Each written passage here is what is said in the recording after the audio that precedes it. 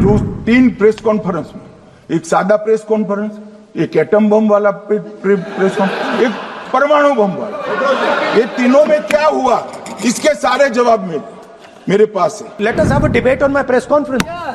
Let us go. Let us have very good idea. Let us have a debate on my press conference. विपक्ष के नेता महोदय कहते हैं कि पहले मेरी बात का आप जवाब दीजिए, मैं सुनना चाहता हूं। आपकी मुनसफी से संसद नहीं चलेगी, मेरे आप बोलने का क्रम मैं तय करूंगा। आपने अगर अमित शाह जी का रिस्पांस देखा तो ये कंप्लीटली डिफेंसिव रिस्पांस है।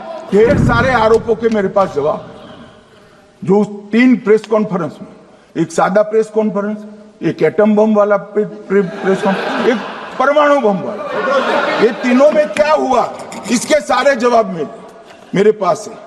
मान्यवर, अब ये कहते हैं कि 2-2 जगह है, 2-2 जगह मतदाता है। मान्यवर, किन किन लोगों के 2-2 जगह मतदाता, मैं इसमें जिनके नाम 2 जगह रजिस्टर्ड है उसका दोष नहीं निकालता मैं, क्योंकि एक जगह से कोई व्यक्ति दूसरी जगह गई तो 2010 के बाद इसको डिलीट करने का अधिकार आरओ के पास से ले लिया गया। इसके कारण ये विसंगतियां खड़ी हुई है। किसके हैं? श्री प्रशांत किशोर जी के 2 जगह मतदाता है, पवन खेरा जी का भी है, तेजस्वी यादव का स्वयं का है, टी सिद्दीकी एनआईसी केरल के नेता का है, मान्यवर संजय सिंह आप पार्टी के नेता के हैं, एक किशोरी पेडनेकर यूबीटी शिवसेना के हैं, इनका भी है। मान्यवर, सामान्य गलतियां हैं, क्योंकि एक नियम आ गया, जिसका जब वोट काटने का जिसका अधिकार है उसको रोक लिया गया, तो आरओ वोट काट नहीं सकता था, इसलिए 2 जगह रह गए। अब वही एक गहन पुनर्निरीक्षण से सुधरना है, मगर आप गहन पुनर्निरीक्षण को वोट चोरी कह रहे हो। मान्यवर, वोट चोरी किसको कहते हैं वो मैं बताना चाहता हूं, और हमारे यहां कुछ परिवार ऐसे हैं जो पुश्तैनी वोट चोरी करते हैं। अच्छा, बोलिए आप। हाँ, बोले आप, बोले। हाँ, बोले आप, बोले। स्पीकर सर, मेरा कल एक सवाल था, जो हिंदुस्तान के इतिहास में पहली बार डिसीजन लिया गया कि इलेक्शन कमिश्नर्स को फुल, नहीं, फुल इम्यूनिटी दी जाएगी। ठीक है, ये है ना, इसका जवाब इसका पीछ में खत्म नहीं किया sir.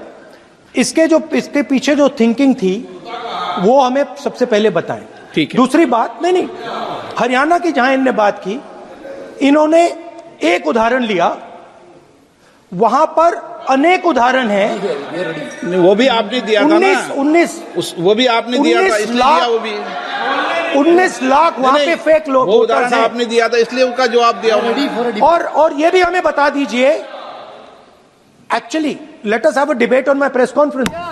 Let us go. Let us have very good idea. Let us have a debate on my press conference. Amit Shah ji, I challenge you to have a debate on the 3 press conferences. Please. ठीक है, बैठ जाए। माननीय, please माननीय, आपने बात की, please.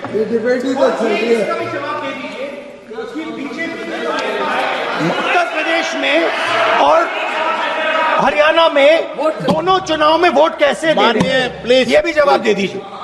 माननीय गृह मंत्री जी। मान्यवर, पहली बात मैं स्पष्ट करना चाहता हूं, मैं 30 साल से विधानसभा और संसद में जनप्रतिनिधि के रूप में चुनकर आता हूं। मुझे लंबा अनुभव है संसदीय प्रणाली का। विपक्ष के नेता महोदय कहते हैं कि पहले मेरी बात का आप जवाब दीजिए, मैं सुनना चाहता हूं। आपकी मुनसफी से संसद नहीं चलेगी, मेरे आप बोलने का क्रम मैं तय करूंगा, इस तरह से नहीं चलेगी संसद।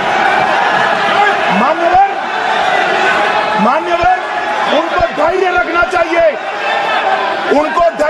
चाहिए, मेरा जवाब सुनने का। इनकी एक बात का जवाब मैं दूंगा, मगर मेरे भाषण का क्रम वो तय नहीं कर सकते, मैं करूंगा, क्योंकि मैं बोल रहा हूं।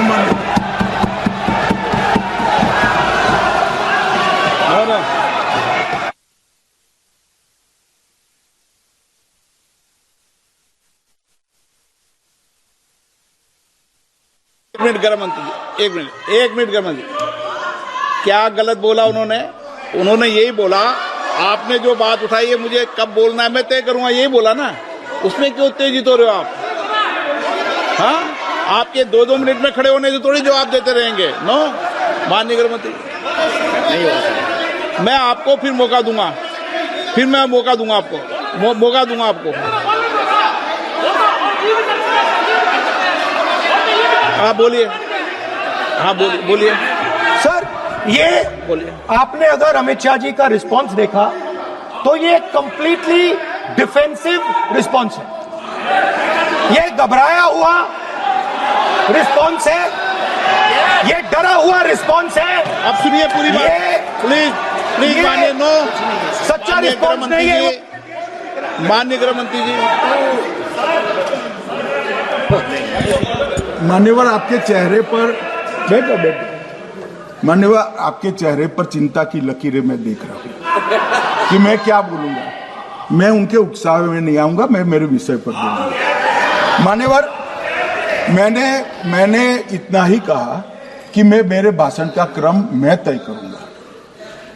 मेरे भाषण का पहले क्या बोलना, बाद में क्या बोलना, मैं तय करूंगा। और मैं मानता हूं कि हर एक वक्ता का ये अधिकार है, उनका भी है, मेरा भी है।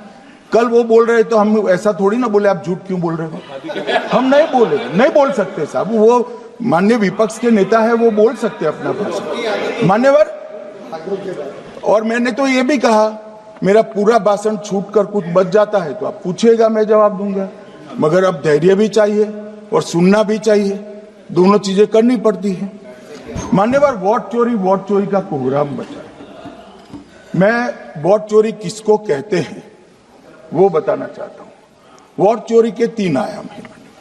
एक तो मतदाता नहीं है, मतलब योग्यता नहीं है, और आप वोटर बन जाते हो तो वोट चोरी माना जाएगा। दूसरा, आप गलत प्रकार से चुनाव जीतते हो तो वोट चोरी माना जाएगा।